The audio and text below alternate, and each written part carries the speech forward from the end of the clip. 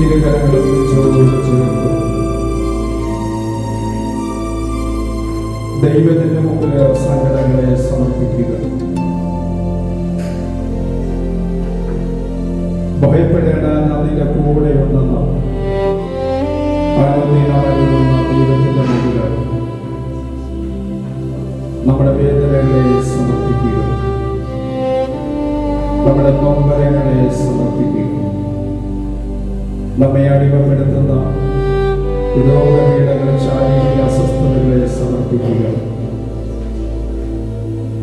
ജീവിതത്തിൽ ഒരു സന്തോഷം ഇന്ന് വരെ അനുഭവിക്കാൻ പറ്റുന്നില്ല എന്നുള്ള ദുഃഖത്തെ വിട്ടുകൊടുക്കുക.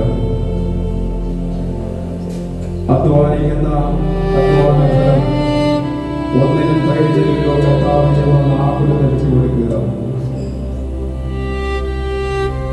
ജോലി ചെയ്യുമ്പോഴുള്ള ബുദ്ധിമുട്ടുകളിൽ ജോലി ചെയ്ത വീട്ടുകാരെ പഠിക്കുന്ന ആ സ്വഭാവത്തെ വിട്ടുകൊടുക്കുക.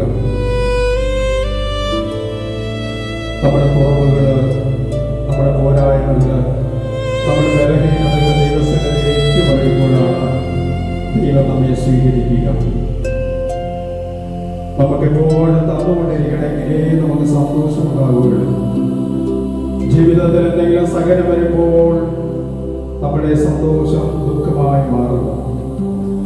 ദൈവം അനുവദിക്കുന്ന സകലങ്ങളെ സ്വീകരിക്കുവാൻ വിശ്വാസികളായ മക്കളെപ്പോഴും ഒരുങ്ങണം. ആത്മാവിലൂടെ ഈശോ തരുന്ന സഹനത്തെ അതിജീവിക്കുന്ന ശക്തിയാണ് നാം വിശുദ്ധിയും വിശ്വാസത്തിലേക്ക് പ്രവേശിക്കുന്നത്.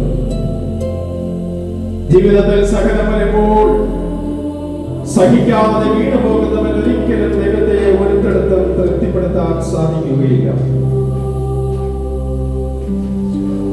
സ്വർഗത്തിലെ ദൈവം ഭൂമിയിൽ വചനമായി വചനമാംസമായി പരിശുദ്ധ അമ്മയിലൂടെ കാര്യത്തെടുത്ത് പിറന്ന ദൈവമാണ്. ലോകപാപങ്ങൾ കുരിശാൽ വഹിച്ച് എല്ലാ സഹനങ്ങളെ ഏറ്റുവാങ്ങി കാൽവരിയിൽ പിടഞ്ഞ നമ്മുടെ ദൈവമാണ്. എല്ലാ സഹനങ്ങളെ ഏറ്റുവാങ്ങി കണ്ടവർ മുഖം തിരിച്ചു എന്ന് പറയുന്നത് യേശുവിന്റെ ശരീരത്തെ പിച്ച് ചീന്തി വികൃതമാക്കി. ആർക്ക് വേണ്ടി കർത്താവായ ദൈവം ഈ സഹനങ്ങളെ ഏറ്റെടുത്തു? നമുക്ക് വേണ്ടി, നമ്മുടെ രക്ഷയ്ക്ക് വേണ്ടി. ആർക്ക് വേണ്ടി കർത്താവ് രക്തം ചിന്തി? നമുക്ക് വേണ്ടിയും നമ്മുടെ രക്ഷയ്ക്ക് വേണ്ടിയും. ആർക്ക് വേണ്ടി കർത്താവ് ജീവൻ നൽകി? നമ്മെ നിത്യ ജീവനിലേക്ക് എത്തുവാൻ. ആ കരുണയുള്ള ദൈവത്തിന്റെ മുമ്പിലാണ് നാം ഓരോരുത്തരും. ആ യേശുവിന്റെ മുമ്പിലാണ് നാം ഓരോരുത്തരും. അമ്മ മറന്നാൽ, അപ്പൻ മറന്നാൽ മറക്കാത്ത കരുണയുള്ള ദൈവത്തിന്റെ മുമ്പിലാണ്.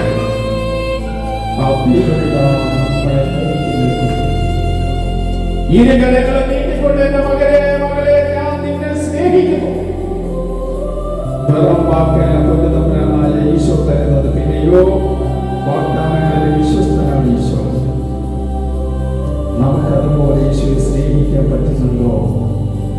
ഈശോ പറയുന്നത് നിന്നെ ഞാൻ പൂർണ്ണമായി സ്നേഹിക്കുന്നു. ഈശോയെ നോക്കിക്കൊണ്ട് നെഞ്ചിൽ കൈവച്ച വിശ്വാസത്തോടെ പറയാൻ പറ്റുമോ? നമുക്ക് സാധിക്കുന്നുണ്ടോ? ഈശോയെ അങ്ങേ ഞാൻ പൂർണ്ണമായി സ്നേഹിക്കുന്നു. ഹൃദയം കൊടുത്താലേ അങ്ങനെ പറയുവാൻ സാധിക്കും. ദൈവത്തിന് വസിക്കേണ്ട ഹൃദയം കൊടുക്കുന്നില്ല എങ്കിൽ ഒരിക്കലും നമുക്ക് പറയാൻ സാധിക്കത്തില്ല ഈശോയെ നിന്നെ ഞാൻ പൂർണ്ണമായി സ്നേഹിക്കുന്നു എന്ന് പറയാൻ സാധിക്കത്തില്ല. കാരണം നമ്മുടെ ഹൃദയം വരെ ലോകത്തിന്റെ മോഹങ്ങളും നമ്മുടെ ജീവിതത്തിന്റെ എല്ലാ പ്രാരംഭ പദ്ധതിയുമാണ്. നീ എന്നത് കർത്താവിന് അടിയറവയ്ക്കുന്നോ നീ അന്ന് സ്വതന്ത്രയാണ്. എല്ലാ ബന്ധനങ്ങളും അതുപോലെ അഴിയും. വിട്ടുകൊടുക്കുക ഈശോ. ഏറ്റവും വലിയ അർപ്പണവും ആരാധനയും ഏറ്റവും വലിയ പ്രാർത്ഥനയായ പരിശുദ്ധ ബലിയിലേക്ക് നാം പ്രവേശിക്കുകയാണ്.